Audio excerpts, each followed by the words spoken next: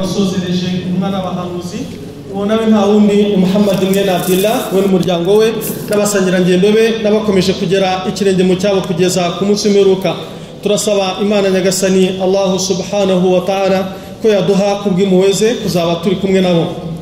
Bavandimwe b'Islam, nk'uko mubimenyereye kwa gatanu buri nyuma ya salatul maghrib tuba dufite isomo rya tafsir ya Qur'ani ntagatifu, aho tuganira ku bisobanuro byagutse by'igitabo gitagatifu cya Qur'ani. Nk'uko rero mubizi, tumaze iminsi tuganira ku bimenyetso by'umunsi w'imperuka. Trigger cyangwa se impamvu imbarutso yo kuganira kuri ibyo bimenyetso by'umunsi w'imperuka ni tafsir ya suratu Az-Zalzala, aho Nyagasani subhanahu wa ta'ala yavuze kimwe mu bimenyetso by'umunsi w'imperuka aricyo umutingito ukomeye uzabaho ku munsi w'imperuka. Uyu mutingito tukazaba tuzanawubona nanone mu masomo ya nyuma asoza ibimenyetso by'umunsi w'imperuka, tunanareba intangiriro y'umunsi w'imperuka wa mbere, tunanareba ibizaba ku isaha ya mbere y'umunsi w'imperuka. Imana rero muri suratu Az-Zalzala yaravuze iti idha zulzilatil ardu zilzalaha, igihe isi izatingita umutingito ukomeye, umutingito udasanzwe, aho nta handi ni ku munsi w'imperuka. Tuzabibona mu isaha ya mbere y'umunsi w'imperuka ibizaba ku munsi w'imperuka, tunamenye icyo Allah subhanahu wa ta'ala yaragamije muri uwo mutingito. Tuzanabona nanone akarumbeti kamarayika ushinzwe akarumbeti. Hari n'ikindi kintu tuzaganiraho dusoza iri somo rigendanye n'ibimenyetso by'umunsi w'imperuka, twinjiyemo bitewe n'iyo aya yaganiriye kuri kimwe mu bintu bizaba ku munsi w'imperuka, aricyo imperuka ya buri muntu. Imperuka ya buri muntu rero akaba ari igihe umuntu wese aba amaze gupfa, kubera ko imperuka, intangiriro y'imperuka ya buri muntu ni igihe umuntu wese aba amaze gupfa. Impamvu nuko akarumbeti ka mbere ndetse na bimwe mu bimenyetso bya mbere by'umunsi w'imperuka, umuntu wamaze gupfa ntabwo ibyo ngibyo azabibona, nta nubwo ibyo ngibyo bizamugeraho, ahubwo ikizamugeraho ni akarumbeti ka kabiri, nk'uko Imana bivuze muri suratu Az-Zumar. Bivuze ngo iyo upfuye nonaha n'igihe tuzapfira mbere y'umunsi w'imperuka na mbere y'akarumbeti, upfuye wese abatangiye umunsi w'imperuka. Nagihamya nuko akarumbeti ka mbere kazatangiza umunsi w'imperuka abamaze gupfa nta n'umwe uzashobora kukumva. Bivuze ngo ako karumbeti kazaba kabasanze mu cyo basanzwemo. Iki ni ikintu tuzaganiraho mu masomo yacu y'ubutaha inshallah, dusesengura ibimenyetso by'umunsi w'imperuka. Nihuta rero, hari kapi y'ibyo twaganiriyeho ubushize. Twaganiriye ko ibimenyetso by'umunsi w'imperuka birimo ibice bitatu. Igice cya mbere ni igice cy'intangiriro y'ibimenyetso bikomeye, ndavuga ibimenyetso binini bikomeye. Intangiriro ya mbere y'ibyo bimenyetso bikomeye harimo khuruju dajjal, kuza kwa masihi dajjal, ni nacyo turi buganireho ku burebure muri iri somo. Hanyuma kuza kwa masihi dajjal ni intangiriro y'ibimenyetso bikomeye by'umunsi w'imperuka. Uku kuza kwa masihi dajjal gukurikirwa n'ikindi kimenyetso gikomeye cy'umunsi w'imperuka, aricyo kugaruka kwa Isa ibn Maryam, kwa Yesu mwene Maryam. Hari n'ikindi kintu turi buze kugaragaza mu by'ukuri, ariko tukivugeho twihuta. Masih ad-Dajjal, uyu muntu Masih ad-Dajjal ahuriye he na bamwe mu batekereza ko Yesu azagaruka ku munsi w'imperuka? Ese Masih ad-Dajjal ahuriye he n'abategereje uwitwa Mahdi uzaturuka muri Sardab, nk'uko bijya byigishwa na rimwe mu matsinda yiyitirira idini ya Islam? Ibi ngibi nanone ni bimwe mu bintu iyo uganiriye kuri Masih ad-Dajjal biba bisaba kugira ngo ugarukeho. Turaza kubibona ku burebure muri isomo ryacu.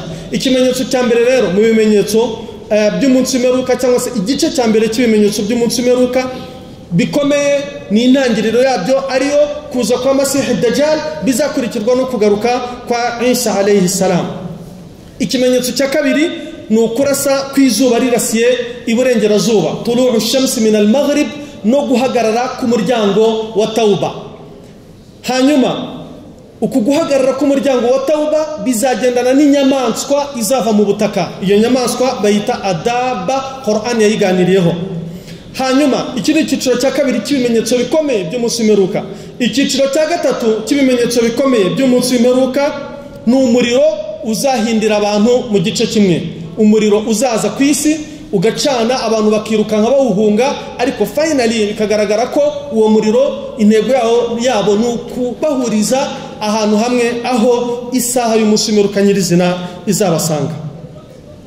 Hanyuma rero ibi nibyo twaganiriyeho ubushize. Tunanaganira ku mugabo Al-Mahdi, kugaruka kwa Al-Mahdi. Twavuze ko izina ry'uyu Mahdi ariwe ismu Al-Mahdi, ari izina risa neza n'iry'intumwa y'Imana Muhammad sallallahu alaihi wasallam, kuko zaba ari Muhammad cyangwa Ahmadi mwene Abdallah.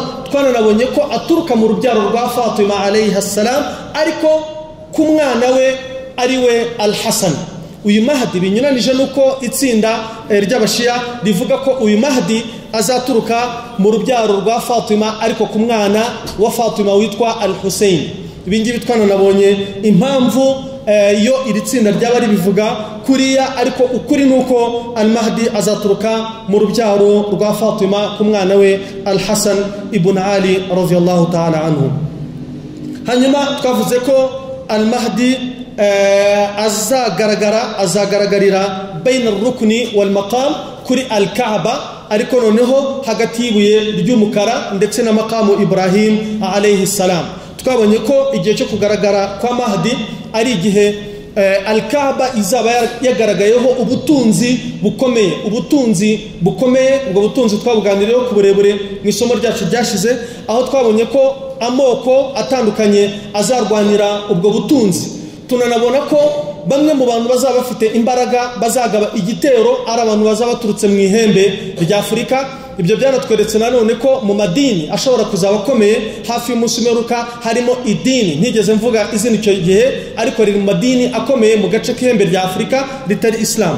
Icyo gihe rero ku munsi w'imperuka intumwa y'Imana yaravuze iti thumma tatlu'u ar-rayat as-sud, hanyuma amadarapo yirabura azaba aturutse mu ihembe rya Afurika. Icyo gihe ku munsi w'imperuka min qibali al-mashriq azaza, namara kuza fayaqtulunakum qatlan lam yaqtuluhu qawmun, azarwanya imbaga y'Abayisilamu aho kuri Al-Kaaba. Intambara izaba ikomeye. Intandaro rero yo gutsinda kw'iyo ntambara ni ukugaragara k'uwo Mahdi aho ngaho kuri Al-Kaaba.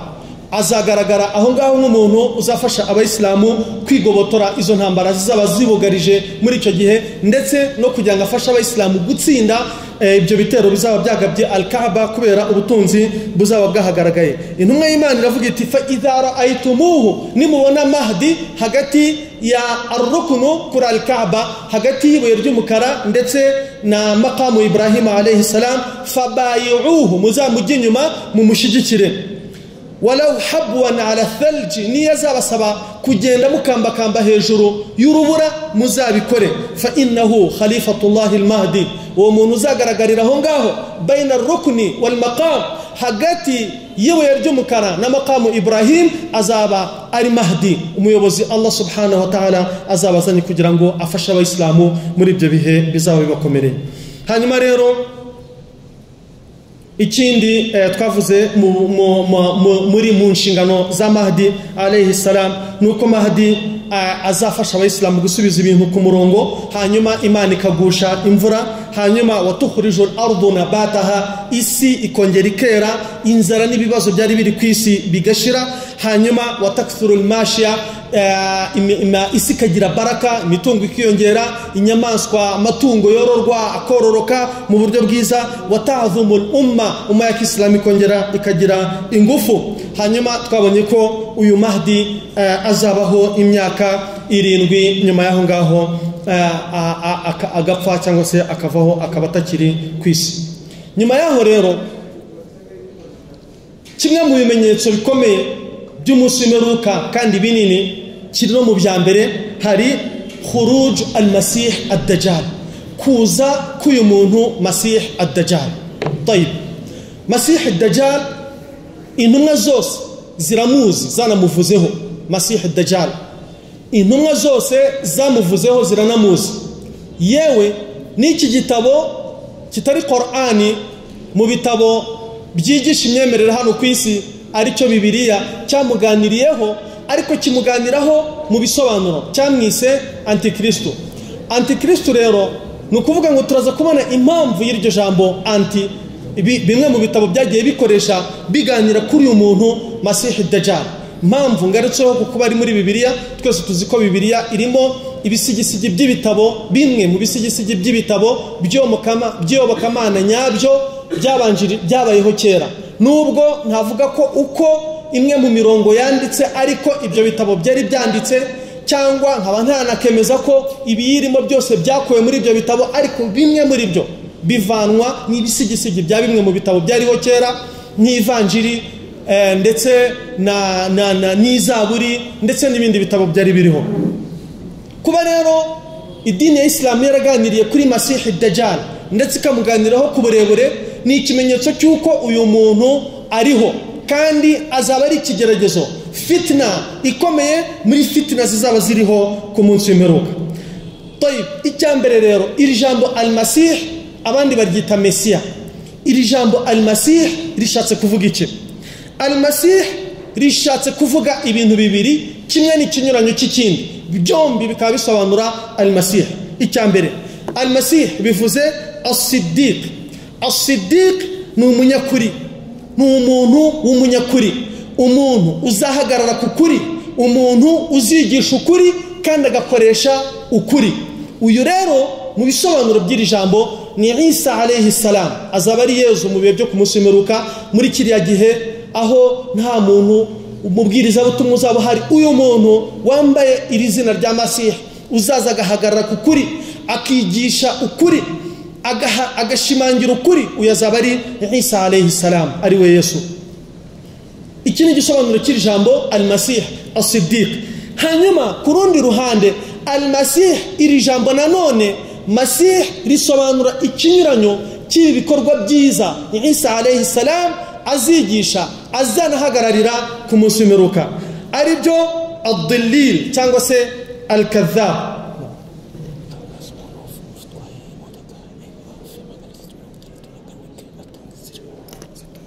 364 K ninde ufite iyo modoka yatanga inzira.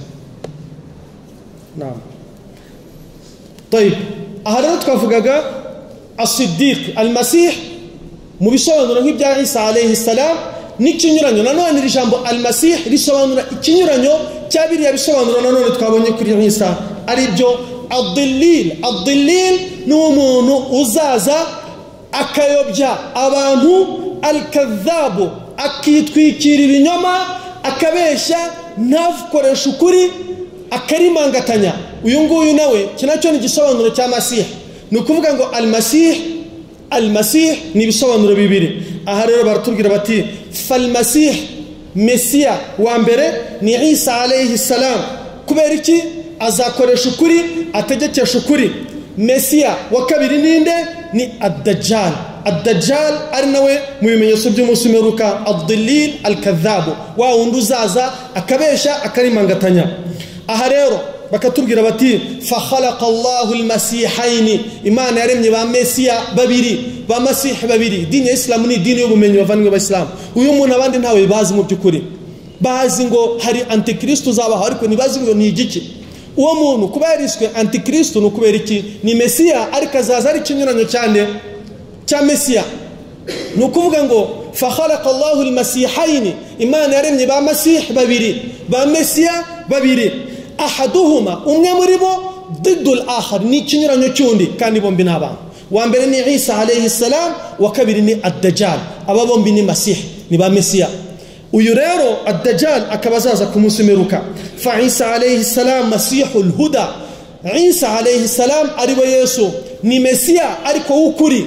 Hanyuma yubri'ul akmaha, azakiza ibinyoro, wal abrasa, akiza abantu ibibembe, ibyo rero nabikoze azanabikora. Wa yuhyil mauta, azazura n'abapfuye, atari uko ari Imana nk'uko abandi babizi, ahubwo biiznillah, kubera itegeko rya Nyagasani subhanahu wa ta'ala. Wa Dajjal, hanyuma uyu Dajjal ikinyuranyo cya Isa alayhi salam, Masihu dalala, ni Mesiya ariko w'ibinyoma, uzigisha ibitari byo, uzakora abantu kukuri, akarimangatanya, akigisha abantu Imana itariyo, akigira Imana, akanahimba, akanabesha, kandi azakurikirwa na benshi nabi mu by'ukuri. Yaftatinu an-nasu bima yu'tahu min al-ayat, Imana izamuha ibimenyetso biri temporary byo gukoresha, Imana izamuha ibitangaza nawe biri temporary byo gukoresha, azaba ari ikigeragezo. Ka inzali al-matar, azajya agera ahantu basangana amapfa agusha imvura. Azaba ashobora kugera ku muntu amubaza ati ngufashe iki, amubwira ati data yarapfuye kandi apfa afite urubanza atarangije, wamunzurira akamfasha akadufasha gukemura ibibazo bikiriho. Akagenda akakugaragariza nkaho azuye umubyeyi wawe wapfuye, ariko mu by'ukuri abasobanuzi barakubwira ngo ntabwo azaba ari umubyeyi wawe ugarutse, ahubwo fa innahu shaytanu, icyo kintu kizaba kije mu ishusho ya so kigaragara nkaho kizuwe n'Amasihi Dajjal, kizaba ari shitani ariko ize mu ishusho y'umubyeyi, ize mu ishusho ya so. Hanyuma ikindi, wa ihya al-ard bin nabat wa ghayriha min al-khawariq, hari n'ibindi bitangaza byinshi Masihi Dajjal azakora. Ahangaha bikabina kwereka impamvu ba Mesiya ari babiri, Masih al-Huda ari we Isa alayhi salam, Mesiya ari we abandi bazi gusa, ariko bakibagirwa ku rundi ruhande nubwo babiziho gake uwitwa anti uwo Mesiya ari we Masihi Dajjal. Ni ukuvuga ngo bano bantu bahuje properties, bahuje ibintu ibibaranga, ariko umwe akaba afite ibitangaza biganisha ku kuri ari we Masih Isa alayhi salam, undi akazaza afite ibitangaza bisa n'ibye ariko abesha ananarimangatanya ari we Masihi Dajjal. Bavandimwe b'Islamu, mutekereze impamvu nta munsi n'umwe waciyeho mu buzima bw'intumwa y'Imana Muhammad sallallahu alaihi wasallam usibye ko yasabye Allah subhanahu wa ta'ala kumurinda ibigeragezo n'ibibi by'uyu Masihi Dajjal. Impamvu ni uyu muntu azaba ari ikigeragezo gikomeye, n'umwe muri fitina zikomeye kandi zizabaho ku munsi w'imperuka. Wasumiya Dajjal Masihan li'annahu, ikindi nanone uyu Masih ari we ad-Dajjal yiswe al-Masih kubera impamvu zitandukanye, ariko imwe muri zo li'anna ihda aynayhi mamsuha, ijisho rimwe rye ntirireba, apfuye ijisho uyu Masihi Dajjal. Au li'annahu yamsahu al-ardu fi 40 yawman, hari n'abavuga ko uyu Masihi Dajjal azaba yiswe Masih kubera ko azazenguruka isi yose, akagera isi yose, akagera ku butaka bwose bw'isi mu minsi 40 usibye Imaka ni Madina. Impamvu rero al-rajih, al-qawl al-rajih, impamvu igaragara nk'ukuri kurusha izindi, uyu Masih ad-Dajjal yiswe Masih ad-Dajjal kubera ko apfuye ijisho rimwe, turaza kuza kubibona. Amma lafdhu ad-Dajjal, hanyuma iri jambo twamaze gusobanura Mesiya, tubona impamvu ya Mesiya, tunabona ko ba Mesiya ari babiri, umwe ni ikinyuranyo cy'undi, Mesiya Isa alayhi salam na Mesiya ari we uyu nguyu ad-Dajjal. Aha rero ad-Dajjal ikiri jambo rishatse kuvuga al-mumawwihu al-kadhabu, ni umuntu uzabesha abantu ku munsi w'imperuka akigisha ibinyuranyije n'ukuri, ni umunyabinyoma uziyoberanya. Wa huwa min abniyat yakthuru minhu al-kadhib wa tadlis. Uyu Masih Dajjal azajya arimangatanya abantu kandi ananabereka ibintu bitari ku ishusho y'ukuri. Mukanya nabahaga urugero rw'ukuntu azajya agaragara nk'uzuye umubyeyi w'umuntu, ariko mu by'ukuri atari umubyeyi nyawe azuye, ahubwo ari shitani igaragaye mu ishusho y'uwo muntu. Al-Qurtubi yaravuze ati ad-Dajjal, ikiri jambo ad-Dajjal rishatse kuvuga al-kadhab, ni umuntu uzabeshya. Ikindi, wa taghtiyat al-ard kullaha, uzagera ku isi ahantu hose, wa igrar an-nas bishar, akabesha abantu ko ari bo bagirire, ari bo bakorere, akabesha abantu Masih Dajjal ko ari buhane abantu abatari bumwemere cyangwa no kutamwemera bikabagiraho ingaruka. At-tamwih, aziyoberanya, yigaragaza nk'Imana, yigaragaza nk'umucunguzi. Ndagira ngo mbabwire ko benshi mu bantu bafite icyo bategereje nibabona Masihi Dajjal, kuko azaza mbere ya Yesu bazavuga bati twarabivuze araje, none reka tuze tureba aho Abayisilamu muri buhungire. Mwamaze kunsobanukirwa? Turaza no kuza kubibona muri atba' ad-Dajjal, abazayoboka Masihi Dajjal ku munsi w'imperuka, harimo n'abagenzi bacu bazamubona bamwitiranye na Yesu. Kuko none abenshi bazi ko Yesu azagaruka ku munsi w'imperuka, ariko ngo bazi ko azagaruka aje gukora iki? Guca imanza. Siko bavuga. Masihi Dajjal naza bazabikizwa niki? Kuyu muntu azaza ari Isa alayhi salam, ari mudallis, ari umunyabinyoma wa kadhabu, n'umubeshi. Azajya abwira abantu ati reka nzura umugore wawe wapfuye, umugore w'umubani imbere yawe, ariko falaysat hiya, ntabwo ari umugore wawe nyawe. innahu shaytan, azaba ari shitani yatamathalu fi suratiha, ugaragaye mu ishusho y'uwo mugore. Uzabuzwa n'iki kumwemera uwo muntu niba udafite amakuru kuri Masihi Dajjal? Ni nayo mpamvu intumwa y'Imana yaravuze ati mu bigeragezo mutegereje imbere kandi bibakomereye harimo ikigeragezo cy'umuntu Masihi Dajjal. Intumwa y'Imana itwigisha ibimuranga kugira ngo tumumenye. Abazaba bari icyo gihe abayisilamu bazaba bafite ubumenyi kuri we, bazamumenye kandi ntibazanamukurikire. Turaza kuza kubibona. Sifatu ad-Dajjal rero ninde? Masihi Dajjal ni umuntu nkuko na Isa alayhi salam ari umuntu. Lahu sifatun kathira. Masihi Dajjal azaba afite ibisingizo byinshi, azaza mbere ya Isa alayhi salam. Bimwe muri byo twabibwiwe n'intumwa y'Imana Muhammad sallallahu alayhi wasallam, hafi byose twabibwiwe n'intumwa y'Imana Muhammad sallallahu alayhi wasallam kugira ngo tumumenye tunamwirinde, ntituzagwe mu mutego we igihe azaba ariho ku munsi w'imperuka. N'abayisilamu bazakomeze guhererekanya ubumenyi kugeza ku munsi w'imperuka. Abayisilamu bariho bazabe bamuzi, niba mubona ntibazamwitiranye na Isa, niba mubona ntibazamwitiranye n'undi uwo ari we wese, niba mubona bazamenye ko ari Masihi Dajjal. Ndetse turaza no kuza kubona ko hari igikundi cy'abayisilamu kizishyira hamwe kugira ngo kimurwanye, kizashinga ibirindiro i Damashq muri Syria no nahangaha.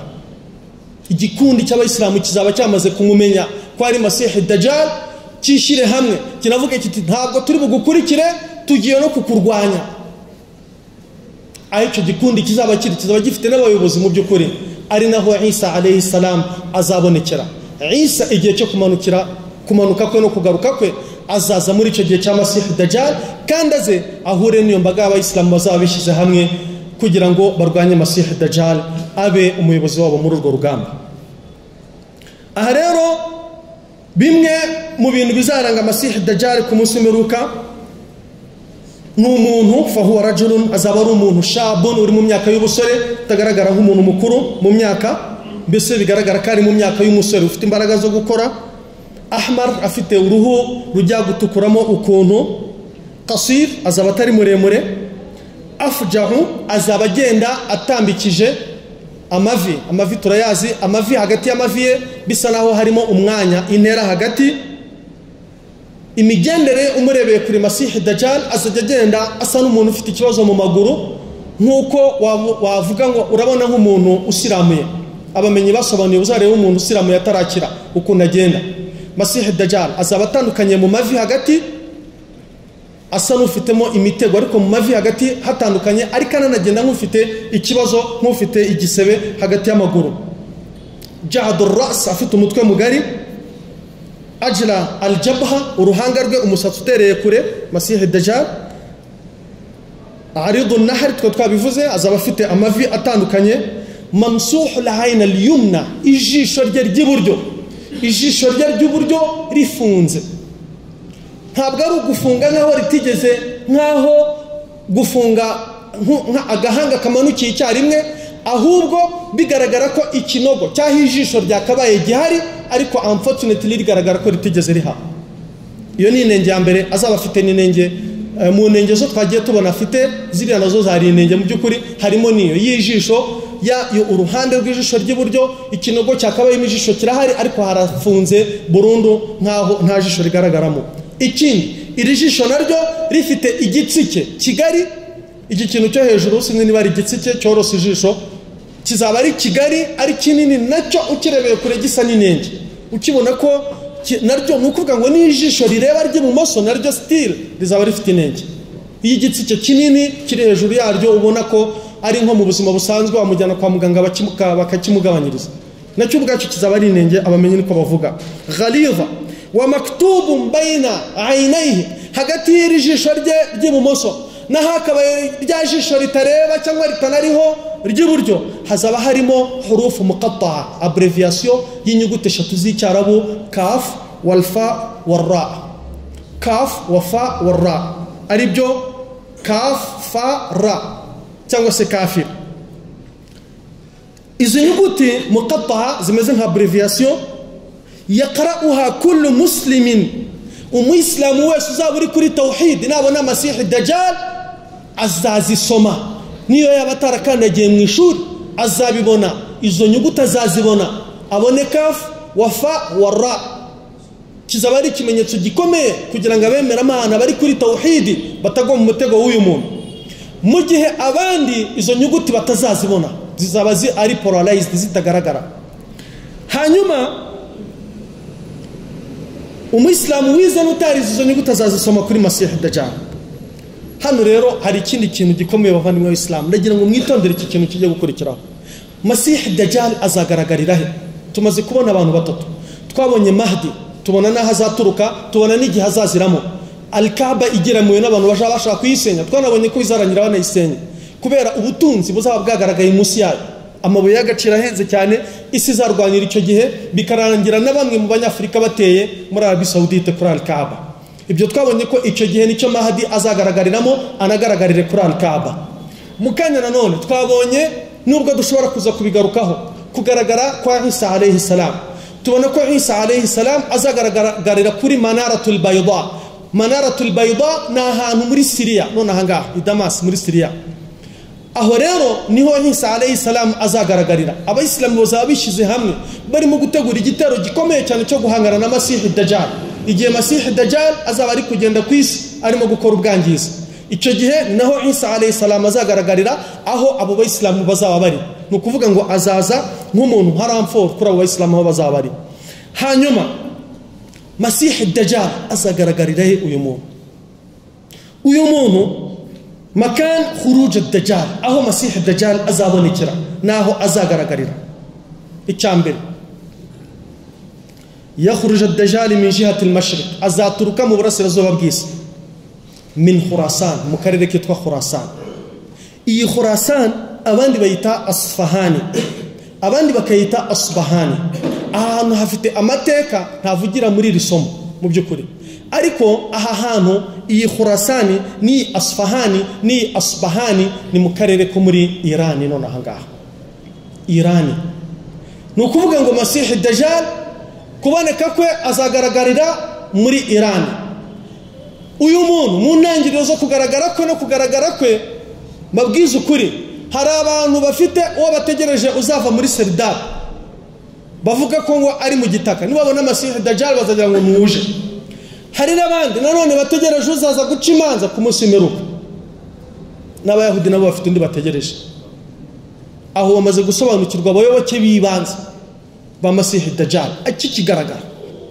Hari abazavuga bati na Yesu twari dutegereje kuza guca imanza araje. Hari n'abazavuga bati na Mahdi wa uri twari dutegereje, wa wundi uzaza agakora ibi agahorera umuryango we ntumwe agahorera icya. Abo nabo nibabona Masih Dajjal bazavuga bataraje, cyane kazaba naturutse Khurasan muri Asfahan. Iki kintu ntabwo ndi bugitindeho, murimo muracyumva uburyo kimeze, ariko mu gitekerezo. ففي حديث فاطمة بنت قيس السابق أن النبي صلى الله عليه وسلم قال في الدجال إنه إيمان كل مسيح الدجال رفزتي ألا إنه في بحر الشام أو بحر اليمن لا من قبل المشرق، ما هو من قبل المشرق وأومأ بيده إلى المشرق. إنه إيمان رفزتي يومونه ntabwo azaturuka mu burasirazuba, ariko ntabwo ari muri aka gace, nta nubwo ari no muri aka. Intumwa y'Imana itunga akaboko kayo mu gice cya Irani. None ahangaha وعن أبي بكر الصديق رضي الله عنه قال إنه إيمان نون يرفزتي الدجال يخرج من أرض بالمشرق يقال له خراسان. خراسان إنها قدش كمر إيران نونا نكري ما بيسي كريم. إني حديث الصحيح يأكلنا أبي بكر الصديق رضي الله عنه. n'izindi hadithi nyinshi. Uyu muntu rero abantu bazamwibeshyeho mu buryo butandukanye. Hari bazamubona bavuga bati wa mucamanza twari dutegereje ari we Yesu aragarutse. Hari abandi bazamubona bavuga bati naam al-mahdi al-muntazar twari dutegereje araje.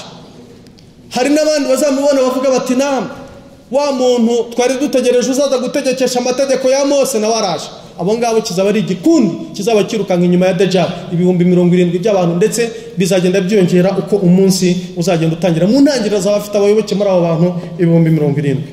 Nkuko rero nari maze kubivuga, murumva ko ari ikibazo gikomeye mu by'ukuri. Dusaba Imana Nyagasani subhanahu wa ta'ala kuzarinda bemera Imana ikigeragezo cya Masih ad-Dajjal.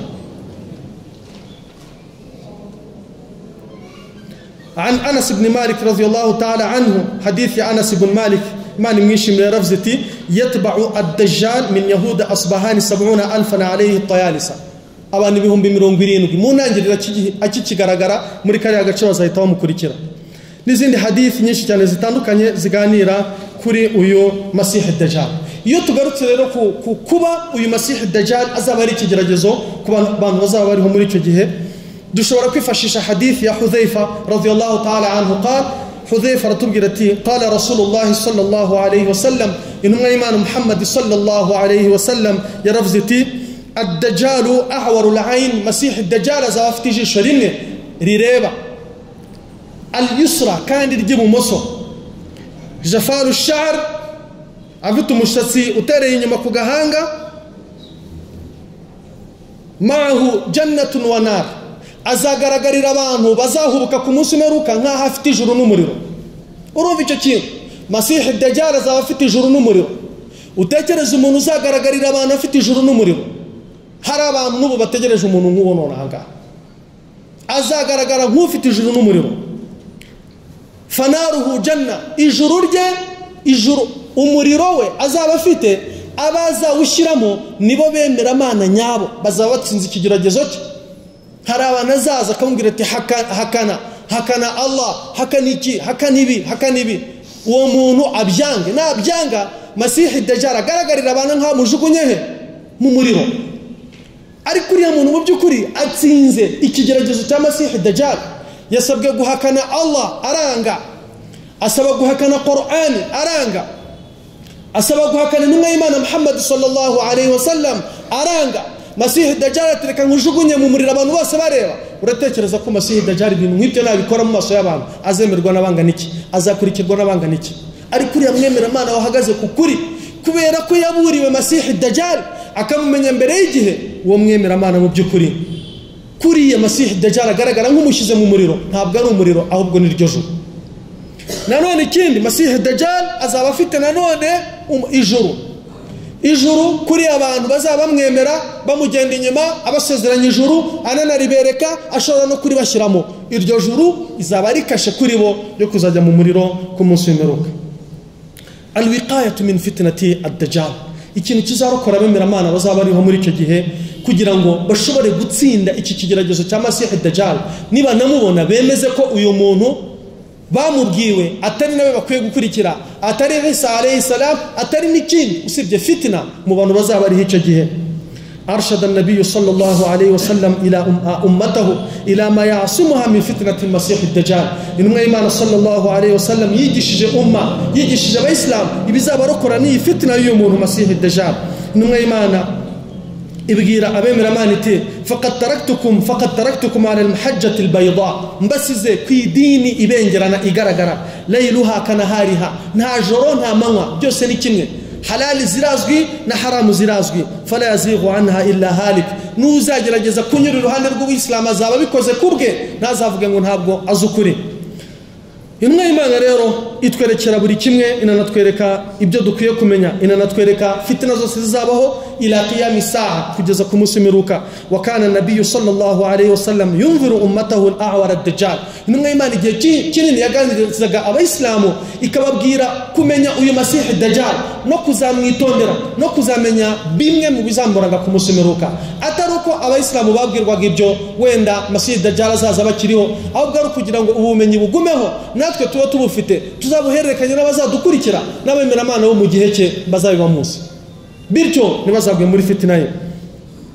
Intumwa y'Imana Muhammad sallallahu alayhi wa sallam inanatubwira ko uyu Masih ad-Dajjal fa innahu kharijun fi hadhihi al-umma la muhala, kubaho kwe azabaho nta rutangira, لأنه آخر الأمم كوكو إي أمة ياتشوني أمة يانيما إزابه أمة محمد صلى الله عليه وسلم وخاتم النبيين. وهذه بعض الإرشادات النبوية إبرار النبي مبينو أبا إسلام بزاب فشا كويرين فتنة مسيح الدجال إتامبري التمسك بالإسلام بوهجر كو إسلام أبا نبشجع كو إسلام مسيح الدجال لا متسج جاوي برانجرة.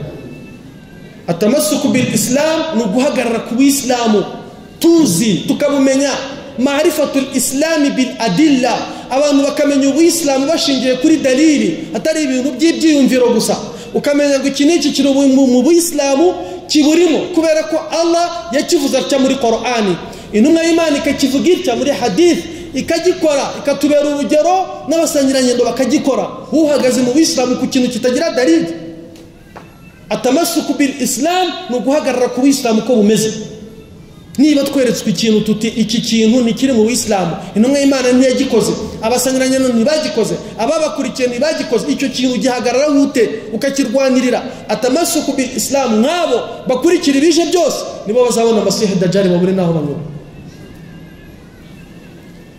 watasalluhu bisilah al-iman intwari ikomeye izarinda abantu ingabo ikomeye izarinda abantu ku munsi w'imperuka Masihi Dajjal ni iman umuntu uzaba ufite imani y'ukuri uwo ngo mu by'ukuri azatsinda ikigeragezo cya Masihi Dajjal hanyuma ata'awudhu icyakabiri kizarinda abantu Masihi Dajjal ata'awudhu min fitnati Dajjal gusaba Imana nyagasani subhanahu wa ta'ala kugira ngo iturinde fitna ikigeragezo cy'uyu muntu Masihi Dajjal intumwa y'Imana yatwigishije ubusabe butandukanye itwigisha amagambo dukwiye gusoma dusaba Imana kuturinda fitna y'uyu muntu reba nk'iduwa intumwa y'Imana yatwigishije sallallahu alayhi wasallam dusoma muri buri sala intumwa y'Imana iti Allahumma inni a'udhu bika min adhabil qabri Mana nyagasani ndagusabye kubw'impuhwe zawe ngo uzandinde igihano cyo mumva wa a'udhu bika min fitnatil Masih Dajjal kandi nanakwikinzaho ngo uzandinde ikigeragezo gikomeye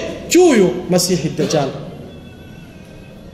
ibi rero ni ibintu bikomeye cyane bavanywe b'Islam dukwiye kumenya tukamenya ko abantu bazaba bafite ubuyisilamu bujegajega Masihi Dajjal naza n'ubundi nibamubona bazahuzagurika uwo abantu bakuzaniye mu buyisilamu ikintu kitagira dalili abamenye barakubwiye bati nyamara iki kintu urimo nta dalili kigira uragikurikiye Masihi Dajjal naza n'uzamujya inyuma niyo mpamvu intwaro ya mbere izarinda bemera Imana Masihi Dajjal atamassuku bil islami wa tasalluhu bisilahi al iman guhagarara ku buyisilamu uko bumeze na dalili zabwo uko ziri niba weretswe ngo iki ngiki nubwo abantu bagikurura bagishyira mu idini ni cyariho mu buyisilamu ukabimenya ukamenya ko Masihi Dajjal nawe naza nuko azaza nawe afite ibintu khurafati by'ibihimbano ma anzala Allahu biha min sultan Imana itigeze izana ku isi mwari muzi ko Masihi Dajjal nyagasani subhanahu wa ta'ala yamuvuze muri Qur'an muri aya zizimije zisaba ubusesenguzi nayo mpamvu dusesengura Qur'an bavanywe b'Islam kugira ngo abantu batayifatira hejuru ukwiri mukanya imamu yaduhaga urugero rw'abantu bafatira Qur'an hejuru ukwiri uko yanditse ntabwo ari byo Qur'an ugomba niyo mpamvu yiri somo intumwa y'Imana niyo mpamvu y'intumwa y'Imana imyaka 23 isesengura Qur'an yigisha Qur'an yerekera abayisilamu ko bakwiye gushyira mu bikorwa Qur'an ntabwo wayisoma gutyo ukwiri uvuga ngo byarangiye soma nyi aya ntiwayisoma ngo usangemo Masihi Dajjal ariko none tugiye kuyisoma tuyisesengure tuyirebe inyuma tubone uburyo Imana yaganiriye kuri Masihi Dajjal Imana muri aya yaravuze iti yawma yati ba'du ayati rabbik ku munsi w'imperuka ubwo bimwe ntabwo ari byose ni bimwe mu bimenyetso bya nyagasani wawe bizaza la yanfa'u nafsan imanuha icyo gihe kwemera kuzaba kwahagaze uzemera nyuma y'ibyo bimenyetso imani ye ntacyo izabiri bumufasha imani utagize mbere y'ibyo bimenyetso Imana iti yawma yati ba'du ayati rabbik umunsi bimwe mu bitangaza n'ibimenyetso by'umunsi w'imperuka bya mbere bizagaragara ku munsi w'imperuka utaragize imani imbere yaho ntacyo bizamumarira ntabwo Imana yavuze ikimenyetso kimwe yavuze bimwe mu bimenyetso طيب ibyo bimenyetso ni ibihe ad-Dajjal kugaragara kwa Masihi Dajjal طلوع الشمس من مغربها kurasa kwizuba rirasiye iburengerazuba wadabba ni nyamaswa izaturuka mu gitaka izavugisha abantu ibingibi tubisanga hehe muri hadith yakiriwe na Abu Huraira Imana imwishimire qala Rasulullah sallallahu alayhi wasallam intumwa y'Imana Muhammad sallallahu alayhi wasallam yaravuze iti thalathun idha kharajna bitatu ni bigaragara ku isi la yanfa nafsan imanuha nta kwemera nyuma yaho ntacyo bizaba bikimariye umuntu ukwemera utagize mbere yaho nukuvuga ngo bizaba ari post kwemera utaremeye mbere yaho ntacyo bizaba bikikumariye cyangwa ikintu utakoze mu bikorwa byiza mbere yaho kugikora nyuma yaho ntacyo bizaba bikikumariye icyambere tuluhu shamsi min maghribiha kugaragara kwizuba kurasa kwizuba rirasiye iburengerazuba wa Dajjal no kugaragara k'uyu muntu turimo gusesengura ariwe Masihi Dajjal wadabbatul ard n'inyamaswa izaturuka mu gitaka. Iyo nyamaswa ibona muri Bibiliya mu Byahishuwe nigeze kwisoma mu kera. Aho rero Imana iti yawma ya'ti ba'du ayati rabbik, igihe bimwe mu bimenyetso bya Allah bizagaragarira nibyo byavuzwe muri hadith ya Abu Huraira. Icyambere tulu'u shamsi min al-maghrib, kurasira kwizuba iburengerazuba, ad-dajjal, kugaragara kwa Masih ad-dajjal, wadabbatul ard, ndetse n'inyamaswa izaturuka mu gitaka. Halaku ad-dajjal, kurimbuka kwa Masih ad-dajjal. Yakunu halaku ad-dajjal ala yaday Isa al-Masih Isa alayhi salam. Masih ad-dajjal azarimburwa na Isa alayhi salam. Bivuze ngo igihe Masih ad-dajjal azaba ariho, benshi mu bantu baramwemeye, abazi ko ari Yesu wagarutse, abazi ko ari Mahdi wagarutse, abazi ko aruje gutegekesha amategeko ya Mose ugarutse, abo bose bazaba bari inyuma yari igihiriri.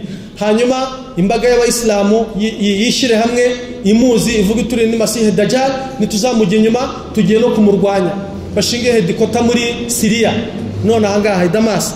Ikizakurikiraho ni ikirero, ikizakurikiraho nuko Isa alayhi salam, wa inda dhalika, muri icyo gihe yanzilu Isa alayhi salam. Isa alayhi salam nibwo azagaragara, nibwo azaboneka, nibwo azamanuka ala al-manarati ash-sharqiyya, manarati al-bayda ash-sharqiyya bi Dimashq, azazagaragarira mu mujyi wa Dimashq ariyo Damas muri Syria. Wayaltafu hawlahu ibadullah al-mu'minin, azagaragarira ahantu hazaba hari position y'abemeramana bishize hamwe kugira ngo barwanye Masih ad-dajjal. Hanyuma ikizakurikiraho ni iki? Nuko Isa alayhi salam icyo gihe ntazatinda mu bizaba bimuzanye, turaza kwibona mu shamake, azabazanywe no guhiga no kurimbura uwo Masih ad-dajjal. Wayakunu ad-dajjal inda idhin, muri ako kanya Masih ad-dajjal azaba ari kwerekeza Yerusalemu, azaba ari kwerekeza Yerusalemu. Fayalhaqu bihi Isa inda babi Lud, icyo gihe Isa alayhi salam azamukurikirana n'abemeramana, azamusanga ahantu hitwa babu Lud Yerusalemu. Namara kwa musanga, fa idha ra'ahu ad-dajjal, Masih ad-dajjal akikimara gukubita amaso ya Isa alayhi salam, fayadhubu kama yadhubu al-milhu bil-ma, azayenga ayenge nkuko umunyu uyenga iyo bawushize mu mazi. Kazi mission yizabirangiye. فيقول له عيسى عليه السلام، عيسى عليه السلام azamubwirati inna li fika darbatan lan tafutani, atarikum mfite icyo ngomba kugukubita kandi singomba kuguhusha. Icyo Isa alayhi salam azaba yitwaje bita hirba, al-hirba cyangwa se al-hanjara mu rurimi rw'icyarabu, ni ikintu Isa alayhi salam azaba yitwaje, azagikubita Masih ad-dajjal mu gihe azaba arimo ayenga nkuko umunyu uyenga iyo ugeze mu mazi. Wayanhazimu atba'uhu, bari abantu bose bazaba bakurikiye Masih ad-dajjal, hari abazaba mufata nk'umucunguzi wagarutse ku rundi ruhande, hari abazaba mufata nka Yesu wagarutse, hari abazaba mufata nka Mahdi al-Muntazar wagarutse, hari n'abazaba mufata nk'uje gutegekesha amategeko ya Mose. Abo bose fayanhazimu, bazatsindwa iyo azaba ari intangiriro y'insinzi yabo kuri icyo gihe. Hanyuma Isa alayhi salam afate umwanya wo kongera gusubiza abantu kuri tawhid, ku gusenga Imana imwe rukumbi. Tukiraha rero dushobora guhita tuganira nanone ku kimenyetso gikomeye cya kabiri mu bimenyetso by'umunsi w'imperuka, ikimenyetso gikomeye cya gatatu aricyo nuzulu Isa alayhi salam, kumanuka kwa Isa alayhi salam, nkuko mu kanya nigeze kubivuga. Ariko noneho nkasa sinsubiremo ibyo nari navuze, ahubwo nkaza ku kintu gikomeye, aricyo ese kugaruka kwa Isa alayhi salam ni iyihe dalili, ni iyihe gihamya dufite muri Qur'an cyangwa se muri sunna z'intumwa y'Imana Muhammad sallallahu alayhi wasallam zishimangira ko koko Isa alayhi salam azagaruka. Hanyuma igikomeye kitari kiriye cya Masih ad-dajjal, cyo kurwanya Masih ad-dajjal, azabagaruwe niki? Ibi nibyo bintu ushaka kugira ngo tuganireho mu gusoza isomo ryacu ry'uyu munsi. Icyambere, kugaruka kwa Isa alayhi salam, Imana yabivuze muri Qur'an muri surati Zukhruf kuva kuri aya 57 kugeza kuri aya 61 uburyo buzimije. Imana yaravuze iti walamma duriba ibnu maryama mathalan idha qaumuka minhu yasuddun, ati abemeramana ntabwo ari abemeramana, abariho abahakanyi bariho ku gihe cy'intumwa y'Imana Muhammad sallallahu alayhi wasallam, bahawe urugero kuri Yesu mwene Mariya, baravuga bati ibyo ngibyo bya Yesu mwene Mariya nabyo nta shingiro bifite. fa idha qaumuka minhu yasidduna, bamwe muri byo bati ibyo ngibyo nta shingiro bifite. Nukuvuga ngo Qur'an hano yaganiriye kukuba intumwa y'Imana yaraganirije bamwe mu bahakanyi bariho mu gihe cyayo kubirebana na Isa ibn Maryam ndetse no kugaruka kwe ku munsi w'imperuka. Fa idha qaumuka minhu yasidduna, bamwe muri bo barabyamagana bati ibyo nta shingiro bifite. Qur'an iti wa innahu la ilmun lisaa, nyamara ibyo babwiraga kuri Isa ibn Maryam bifitanye isano n'umunsi w'imperuka. Isano yihe? Kugaruka kwe. Wabisobanukiye iyo aya, isano ni yihe? Nukugaruka kwe. Fahadhi ayat, izi aya Nyagasani subhanahu wa ta'ala yaganiriye muri zo nuzulu Isa ibn Maryam alayhi salam, kugaruka kwa Isa mwene Maria qabla yawm al-qiyamah, mbere y'umunsi w'imperuka, n'ikimenyetso mu bimenyetso by'umunsi w'imperuka. Niyo mpamvu Imana yavuze iti walamma duriba ibn Maryam mathalan, ubahaye urugero rw'ibireba Isa ibn Maryam no kugaruka kwe ku munsi w'imperuka. Fa idha qaumuka minhu yasiddun, barabyamaganye babitera utwatsi, ariko mu by'ukuri wa innahu la ilmun lisaa, bifitanye isano n'ubumenyi bw'umunsi w'imperuka. Kubera iki? Kubera ko ku munsi w'imperuka azagaruka kandi kizaba ari kimwe mu bimenyetso by'umunsi w'imperuka. Iyo ni aya ya mbere. Aya ya kabiri, Imana yaravuze iti wa qawlihim inna qatalna al-masiha Isa ibn Maryam, baranigambye bavuga ko Yesu yapfuye, yanapfiriye ku musaraba. Barabyigamba bavuga ko bamwishe, baranavuga bati twaramwishe yaranapfuye. Naam, wama qataluhu, ariko ukuri ntibigeze bamwica. Wama salabuhu, nibana mubambye, walakin shubbiha lahum, rwose kubamba simbihakanye, barabikoze ariko shubbiha lahum, barahinduriwe. Wa inna min ahli al-kitab, abo rero bahawe igitabo bemeye Yesu mu buryo butari bwo, la yu'minanna bihi, bazamwemera igihe kizagera bamwemere qabla mautihi, mbere y'urupfu rwe. Mwabikurikiye? Ntabwo mwabikurikiye? Mukurikire mwumve. Imana iti baravuze ngo twishe Yesu, barabyigambye, baravuga bati twishe Yesu tumwica ku musaraba, baranawukora baranamushushanya bati twamuteye imisumari tubikora gute, bagihindura imyemerere icyo kintu. Imana itariko mu by'ukuri ukuri uriya muntu ntibamwishe ntibanamubambye, ni ukuvuga ngo ntiyapfuye. Imana iti kandi abo bavuga ibyo bazamwemera qabla mautihi, mbere y'urupfu rwe. Ryari?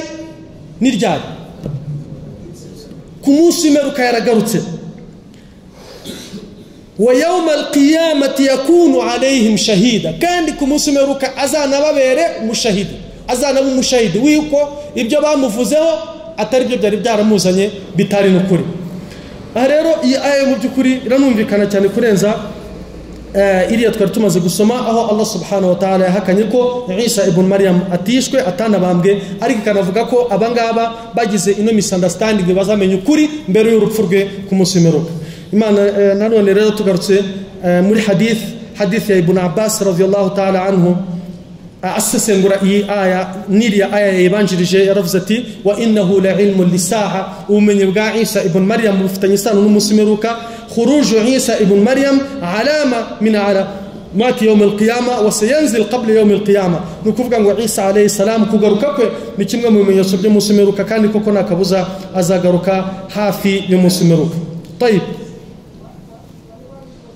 aha rero mbere yuko batora adhana hari ibintu dushobora kuganiraho. Icya mbere, al-hikma fi nuzul Isa alayhi salam, niyihe mpamvu ni ibihe bintu dushobora gushingiraho tuvuga ko Isa alayhi salam azagaruka.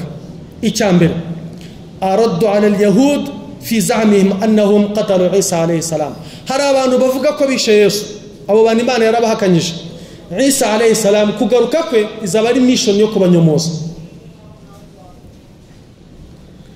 Icya mbere, Isa alayhi salam abo bavuga ko yapfuye, kugaruka kwe ku munsi w'imperuka azaba ari impamvu yo kubanyomoza.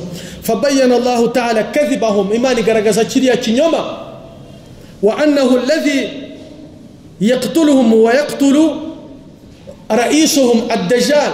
Hanyuma Imana inagaragaza ko uyu Isa alayhi salam azagaruka ku munsi w'imperuka atsinde intambara anatsinde bariya bavuze ko bamwishe, ananatsinde Masihi Dajjal uzaba wamwitiriye. Ni ukuvuga ngo kugaruka kwa Isa alayhi salam icyambere nukunyomoza bariya batekereza ko Isa alayhi salam yapfuye, ndetse no kuzica Masihi Dajjal uzaza ku munsi w'imperuka amwitirira avuga ko ari we wagarutse n'ibindi. Hanyuma icya kabiri, inna Isa alayhi salam wajada fil injil fadla ummati Muhammadin kama fi qawlihi ta'ala. Imana muri Qur'ani yavuze ko yari yaravuze neza ivanjili cyangwa se injil. Allah subhanahu wa ta'ala yari yaravuze neza ummati Muhammad sallallahu alayhi wasallam.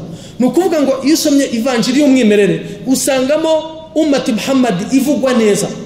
Noneho hano baratubwira bati Isa ibn Maryam yasomye ivanjili, asoma niwe yari yarahishuriwe, abona ukuntu ummati Muhammad bavugwa neza mu ivanjili, yifuza kuzaba muri ummati Muhammad. Aravuga ati Allahumma ja'alni minhum, Mana yagasani nanjye uzampe kuzaba muri ummati Muhammad. Ni nayo mpamvu Imana yagennye ko adapfa mu gihe cye, akazamurwa ari muzima kugira ngo azagaruke ku munsi w'imperuka abe muri ummati Muhammad sallallahu alaihi wasallam. Ndetse ntanayibemo umuntu muto, ahubwo ayibemo mujaddid uzagaruka akavugurura ummati Muhammad sallallahu alaihi wasallam, agahuriza abayisilamu kuri kalimati la ilaha illallah Muhammadu Rasulullah, fayahkum bi shari'ati al-Islam, ndetse akayobora isi ayoboje amahame y'idini ya Islam. Hanyuma ikindi mu bimenyetso mu mpamvu zo kugaruka kwa Isa alayhi salam harimo inna nuzula Isa alayhi salam min as-sama lidunuwi ajalihi, kugaruka kwisi, kugaruka kwa Yesu hano kwisi harimo ikintu gikomeye. Imana muri Qur'ani muri suratu Taha yavuze ngo iki ku gitaka, yaravuze iti minha khalaqnakum, mu gitaka nimo twabaremye, wa fiha nu'idukum, no mu gitaka nimo tuzabasubiza, wa minha, no mu gitaka nukhrijukum taratan ukhra, tuzabasohora mu gitaka nanone ku munsi w'imperuka. Bivuze ngo Isa alayhi salam ni umuntu kandi nawe yaremwe mu gitaka. Aha rero abamenyi bakakubwira bati mu mpamvu zizatuma Isa alayhi salam agaruka ku isi ni ukugira ngo apfe kandi asubizwe mu gitaka, nk'uko iryo sezerano ry'Imana ribivuga. Urumva isezerano uko rivuga, minha khalaqnakum, twabaremye tubakuye mu gitaka, wa fiha nu'idukum, no mu gitaka nimo tuzabasubiza, wa minha nukhrijukum taratan ukhra, kandi no mu gitaka nimo tuzabakura ku munsi w'imperuka. Bivuze ngo Isa rero waremwe mu gitaka ntashobora gupfira ahandi hatari ku isi. Urumva icyo kintu, liyudfana fil ard, kugira ngo anashingurwe asubizwe mu gitaka, idh laysa li makhluqin min at-turab, kubera ko mu by'ukuri uwaremwe mu gitaka uwo ari we wese nta handi hanashobora gupfira usibye hano ku isi, kandi akanasubira no mu gitaka, akaba yanasubira no mu gitaka. Izi mpamvu eshatu rero nizo mpamvu zikomeye zizatuma Isa alayhi salam agaruka, nk'uko twari tumaze kuzibona. Nyuma yo gutora adhana rero tukaba turi buze kugaruka dusoza isomo ryacu ry'uyu munsi.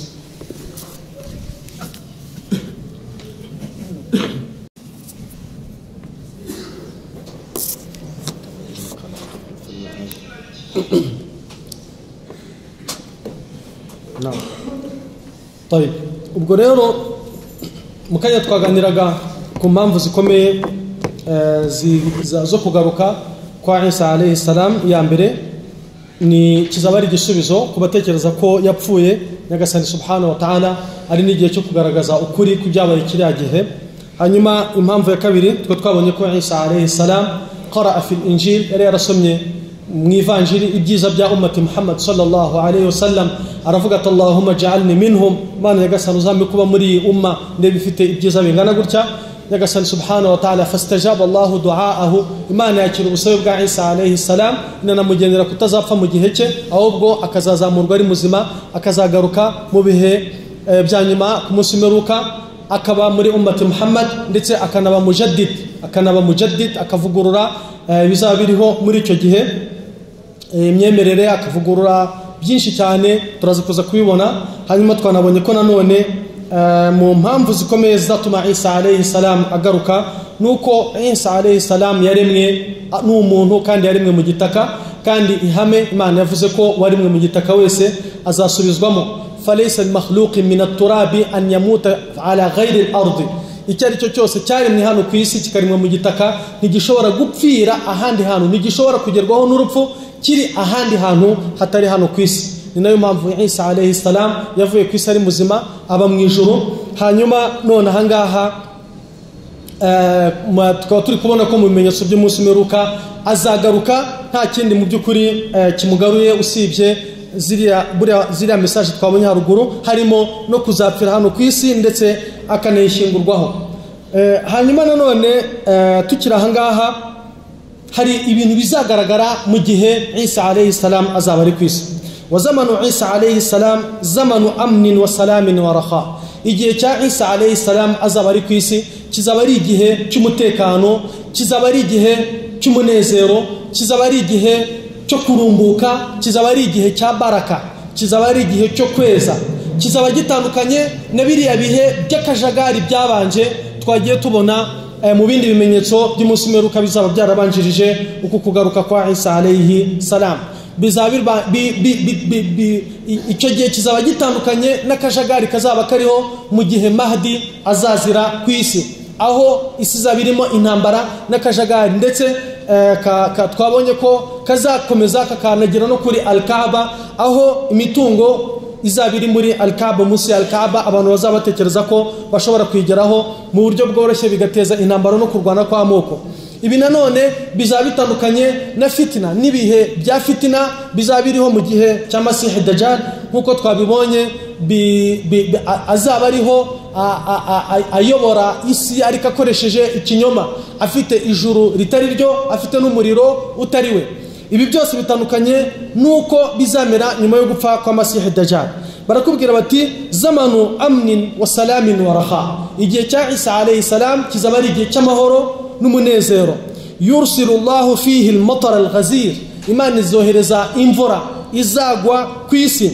watukhriju al-ardu thamarataha isi yeze imyaka ibihingwa byongere bitohe isi yongere irumbuke wa barakataha isi igire baraka yo mu rwego rwo hejuru wa yafidu al-mal abantu bongere batunge ubukene bushire ku isi inzara ishire icyo kizaba ari igihe cya Isa alayhi salam wa tadhhabu ash-shahna kakajagari twavugaga mu kanya kabayeho kabanjirije Mahdi kariho mu gihe cya Masihi Dajjal kaveho byose birangire watabaghudu intambara za hato na hato n'abantu kurebana y'ingwe bishire watahasudu ishari ryaba hagati y'abantu ryaba hagati ya generation ryaba hagati y'abantu communities ishari rishire kugirirana ishari ibyo byose bizarangira ku gihe cy'ubuyobozi bwa Isa alayhi salam muddatu baqaihi ba'da nuzulihi igihe rero Isa alayhi salam azamara ku isi igihe Isa alayhi salam azamara ku isi wa amma muddatu baqa'i Isa alayhi salam igihe Isa azamara ku isi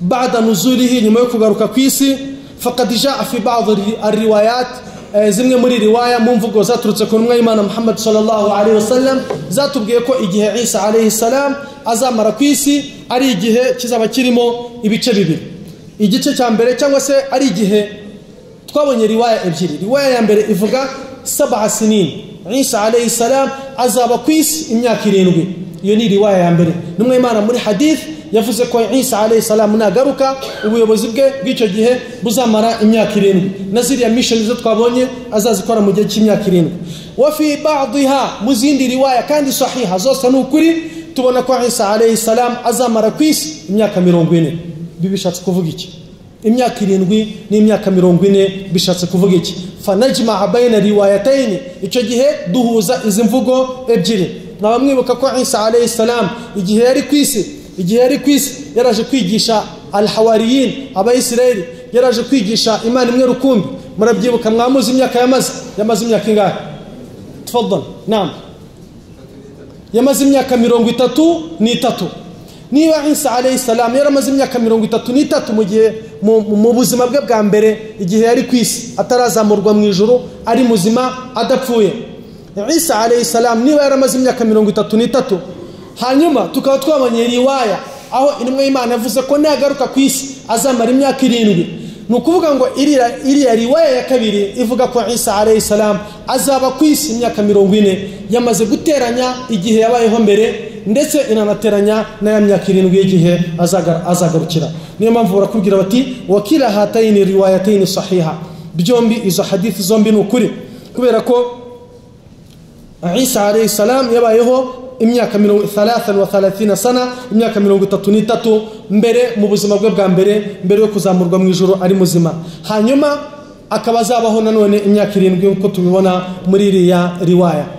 Hanyuma ibindi bintu rero nashobora kuvuga nuko igihe Isa alayhi salam azamanukira kuri Manarat al-Bayda muri Dimashq muri Syria, azamanukana n'abamarayika babiri, azamanuka ari kumwe n'abamarayika babiri. Nanone nkuko n'igihe ava ku isi nanone murabyibuka yazamuwe n'abamarayika babiri. Ibi rero ni bimwe mu bimenyetso bikomeye by'umunsi w'imperuka, tukaba tutarabisoza, tukaba tuzakomeza n'ibindi bimenyetso bikomeye bizabiriho mu gihe kiri imbere mbese bikomeye ku munsi w'imperuka. Mu isomo ryacu ry'ubutaha tukazaganira kuri Ya'juj na Ma'juj. Ninde muntu wabuzi Ya'juj na Ma'juj uko Bibiliya yabise? Ubizi amanike ndebe gusa niba atabavuga. Uzi uko Bibiliya yise Ya'juj na Ma'juj barimo muri Bibiliya? Uzi uko yabise? Mu Islam mwe azi uko Bibiliya yita Ya'juj na Ma'juj, undi azi uko Bibiliya yita Ya'juj na Ma'juj. Reka nsimbuke baze mu Islam Bibiliya yita gute Ya'juj na Ma'juj? Bibiliya yise Goge na Magoge. Ubutaha rero mu isomo ryacu inshallah tuzatangirana n'umurongo, abazaba bafite umurongo muri Bibiliya bazawuduha. Impamvu ngarutse kuri Bibiliya kuri Goge na Magoge, ndashaka kugira ngo mbabwire impamvu ntabwo ari ukubera wenda ubuziranenge bw'ibyanditse cyangwa ikindi. Impamvu ni ukugira ngo mumenye ko ibi bimenyetso by'umunsi w'imperuka byananditswe mu bitabo byabanjirije Qur'an, bityo Bibiliya ikaba irimo bimwe mu bisigisigi by'ibyo bitabo. Niyo mpamvu ushobora gusanga miriya nyamaswa tuzaganiraho mu masomo yacu ubutaha nayibabwiye adaba iri mu byahishuye. Niyo mpamvu ushobora gusangamo ikintu nka Goge na Magoge. Niyo mpamvu ushobora gusangamo Masihi Dajjal twamuganiraho ku burebure, ariko ikamuganiraho nyine mu bumenyi buke, imwita Antikristo, ariko twabonye ko ba Masihi ari babiri, wa ahaduhuma diddu al-akhar, umwe akaba ari ikinyuranyo cy'undi. Niyo mpamvu y'ibi bintu rero ubutaha uzashobora kumenya aho Goge na Magoge byanditse azaze abidusharinge mu isomo ryacu ry'ubutaha inshallah taala, kuko rizaba ari isomo ryacu mu bimenyetso by'umunsi w'imperuka bikomeye. Tuzaganira kuri Masihi Dajjal. Abo bantu ni bande? Ubu none habarihe? Bazazanwa n'iki? Bazavanwa ku isi n'iki? N'ibindi bimenyetso bizakurikira Khuruj Ya'juj na Ma'juj.